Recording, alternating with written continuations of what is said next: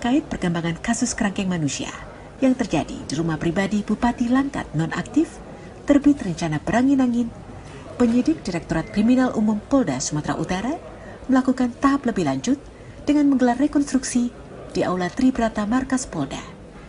Di sela proses rekonstruksi yang dilakukan sejak Rabu pagi hingga petang 25 Mei, Kepala Bidang Humas Polda Sumut, Komisaris Besar Hadi Wahyudi, menjelaskan kegiatan ini dilakukan secara tertutup dan menghadirkan 8 tersangka. Di antara 8 tersangka, 1 orang bernama Dewa Perangin-angin merupakan anak dari Bupati Langkat nonaktif yang terlibat dalam penganiayaan hingga tewas terhadap penghuni kerangkeng.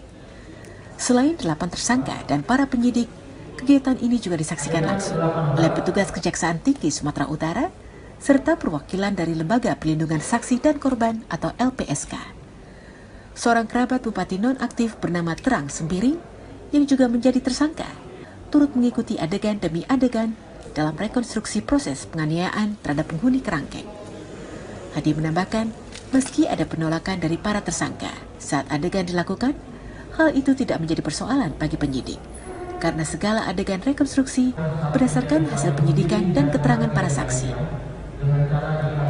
Hasil dari rekonstruksi ini nantinya akan disampaikan kepada khalayak setelah Polda dan Kejaksaan Tinggi Sumatera Utara menghimpun seluruh data rekonstruksi yang dilakukan serta data lainnya. Rekonstruksi ini kan bagian dari upaya penyidik untuk melengkapi kesesuaian berita acara yang sudah didapatkan, keterangan-keterangan yang sudah didapatkan dari korban, kemudian dari tersangka, dan dari saksi-saksi yang lainnya. Ini kita menyesuaikan apa yang sudah didapatkan atau yang sudah diperoleh penyidik sebelum ini dilakukan. Sementara itu, kasus kerangkeng manusia ini mulai terungkap dan diusut pertama kali saat Bupati Langkat nonaktif ditangkap oleh KPK pada pertengahan Januari lalu.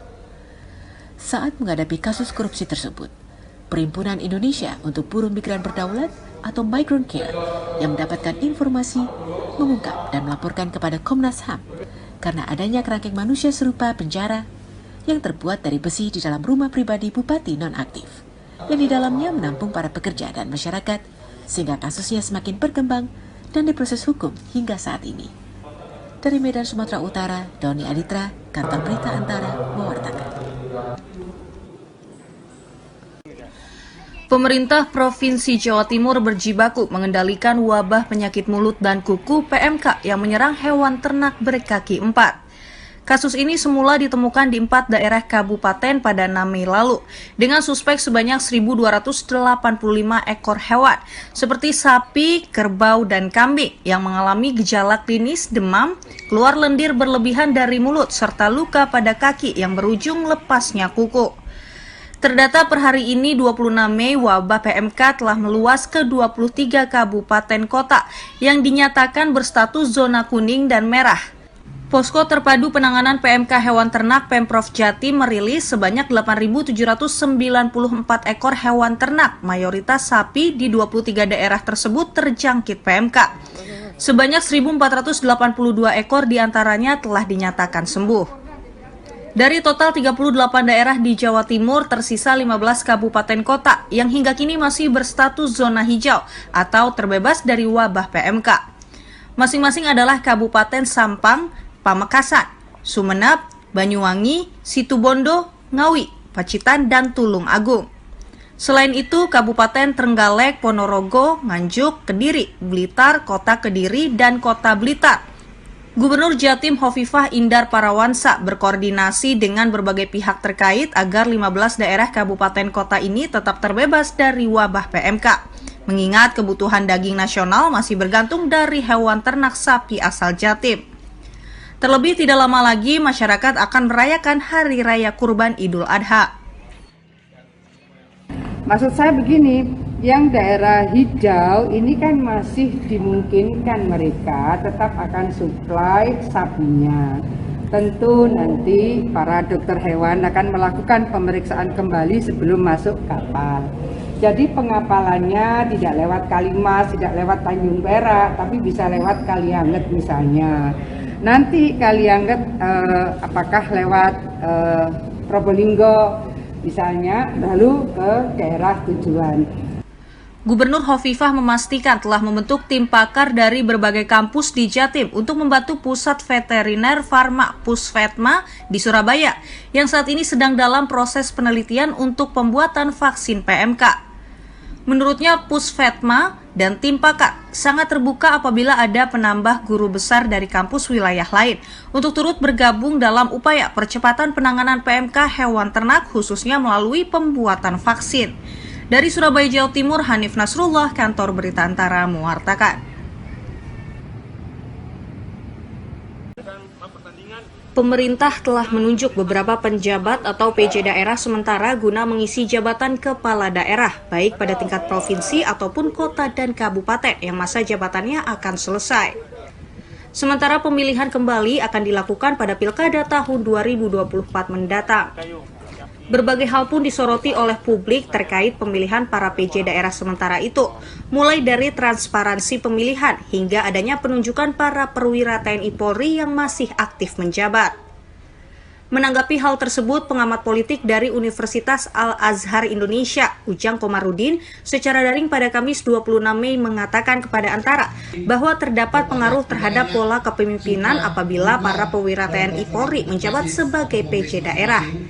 Pasalnya setiap orang memiliki gaya kepemimpinan masing-masing, begitu juga TNI Polri maupun sipil yang tentunya akan memberikan dampak yang berbeda terhadap masyarakat daerah yang dipimpinnya.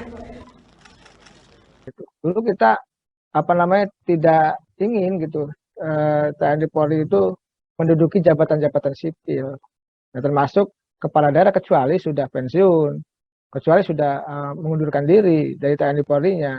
Kalau aktif ya mestinya dihindari. Tapi ini yang terjadi hari ini, polemik itu muncul karena TNI Polri aktif diangkat gitu loh. Nah ini yang mendapatkan kritikan dan penolakan dari koalisi masyarakat sipil ya. Tentu ini harus menjadi koreksi bersama. Saya sih tetap berpegang teguh pada aturan. Ujang berharap para PJ daerah yang kini sudah dilantik agar tidak bekerja di atas kepentingan pribadi maupun golongan, namun fokus untuk memajukan daerah yang dipimpinnya. Dari Jakarta, Putri Hanifah, Kantor Berita Antara mewartakan.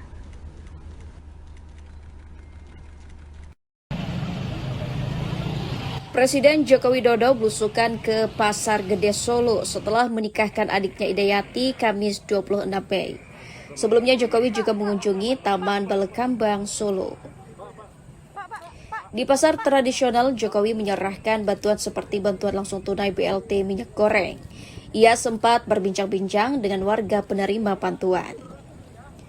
Jokowi juga menyerahkan bantuan sembako dan amplop kepada puluhan tukang beca yang ada di Pasar Gede. Pada kesempatan ini, Jokowi sempat tidak mengenakan masker saat bertemu warga. Warga pun sangat antusias bertemu langsung dengan Presiden Jokowi. Mereka menyampaikan terima kasih atas bantuan dari Presiden. Ini pas barengan dengan pernikahan. Saya tadi sudah selesai, sudah waktu saya membagikan bantuan Presiden untuk dagang, untuk UMKM, untuk PKL di Pasar Mojosongo, Pasar Gede, Pasar Gading, Pasar Jondasino, dan juga untuk para seniman agar ada tambahan modal mendorong ekonomi. Saya terima kasih atas pemberian dari Bapak Joko Widodo, Presiden kita. Juga terima kasih diberi sembako dan amplop ini. Seperti diketahui, Jokowi sebelumnya mengumumkan kebijakan terkait pelonggaran penggunaan masker. Masyarakat yang beraktivitas di luar ruangan diperbolehkan tidak memakai masker. Dari Solo, Jawa Tengah, Denik Apriani, Kantor Berita Antara, mewartakan.